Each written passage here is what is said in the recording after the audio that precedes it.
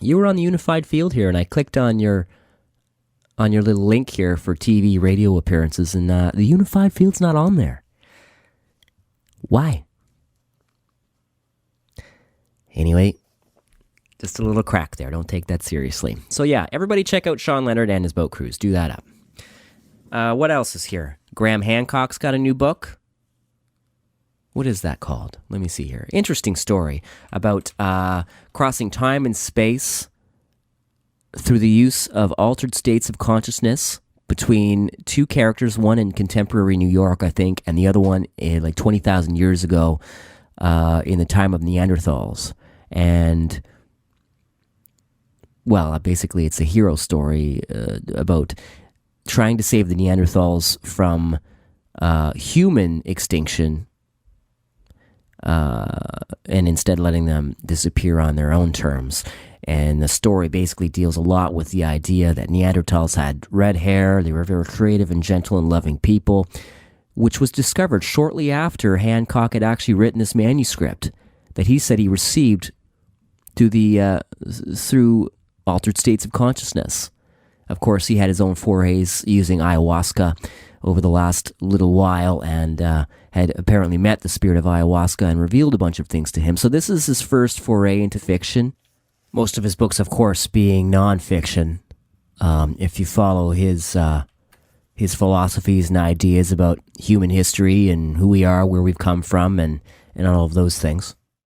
So check it out. It's called Entangled. Whitley Strieber raves about it. He was on his show a while ago. Suzanne Taylor, who was on the program earlier in the season, loves this book by Graham Hancock. She's trying to get everyone to read it.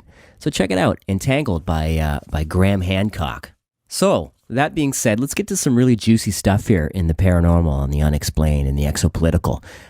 Giant butterflies, alien colony discovered in outer space, and underground reptilian encounters in Missouri. Right after a quick break, right here on Atlantic Canada's only paranormal radio broadcast, The Unified Field. Do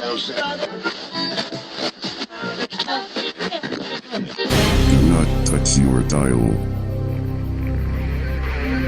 I'm David Suzuki. You're either on the bus or off the bus. If you're on the bus, 40 vehicles are off the road. One busload of commuters keeps 70,000 liters of gasoline from being burned. That keeps 9 tons of pollution out of the air. And it puts $5,000 into the pocket of every person on the bus. Get on the bus and breathe easier. The future is in your hands. Don't drive the planet to destruction. Get around smarter at davidsuzuki.org.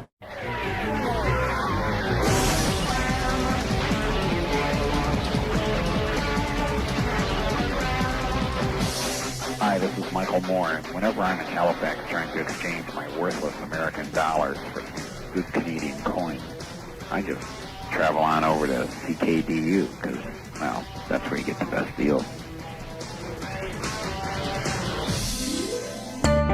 You are listening to the Unified Field.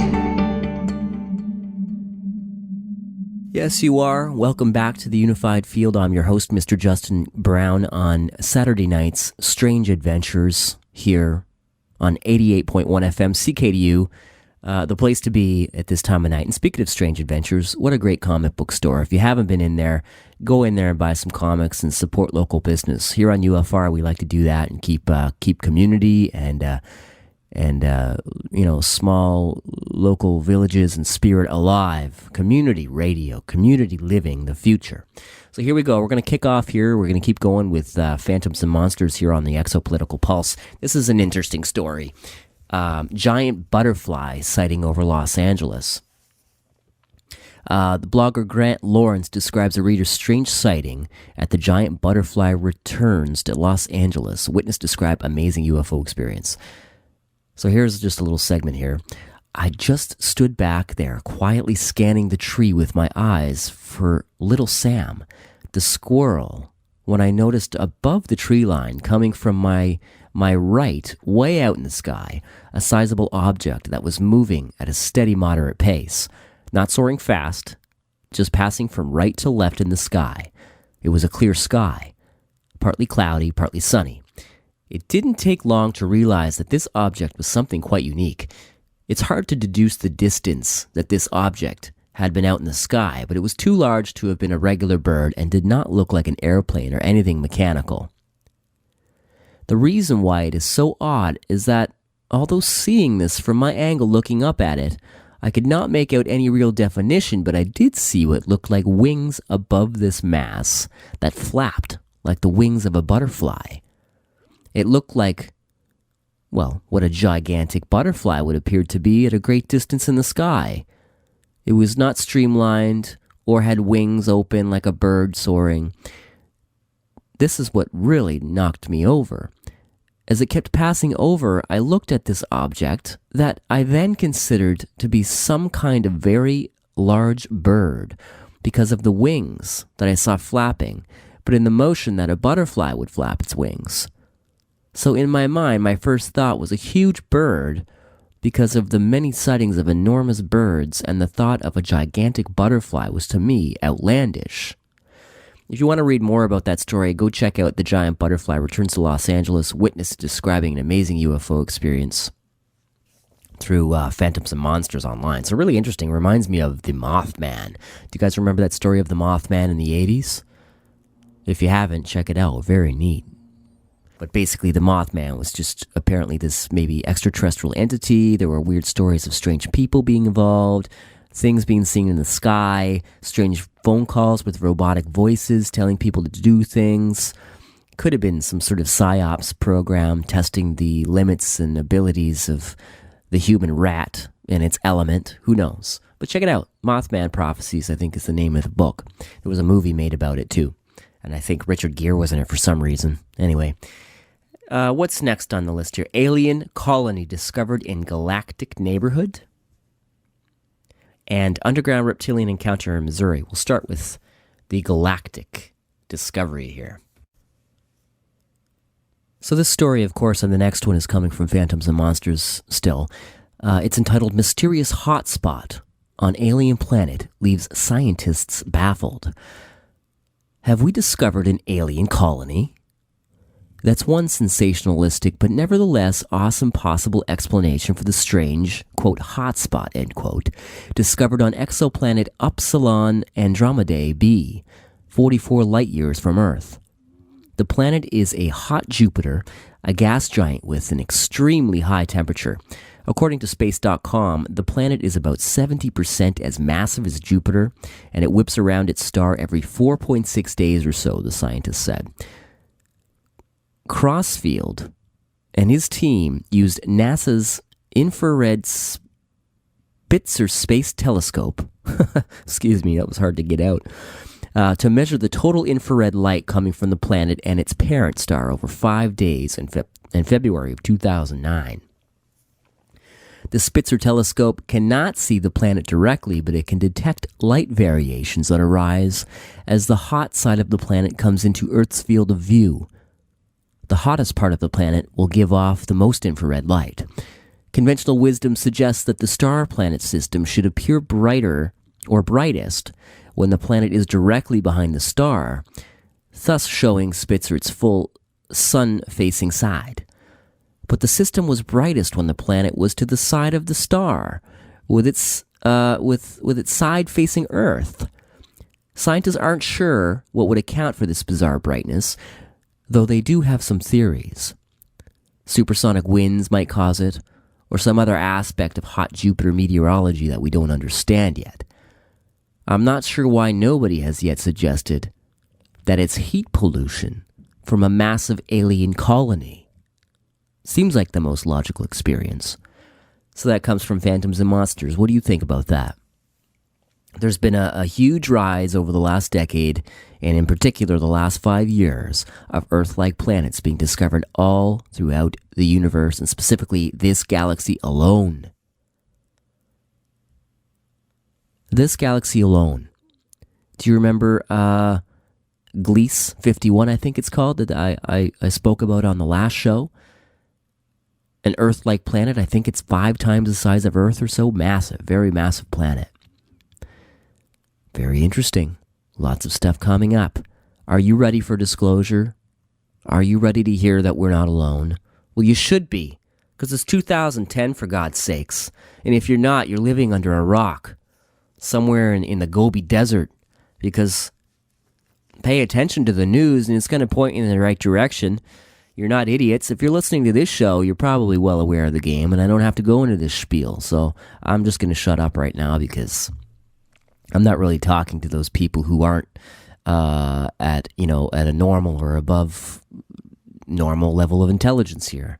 You guys are listening, and I'm here, and we're all kind of in the same ballpark, so I'm not going to go on my spiel. But if you don't know, or you're not ready to accept, you're scared, or you're not paying attention, because it's all around us all the time.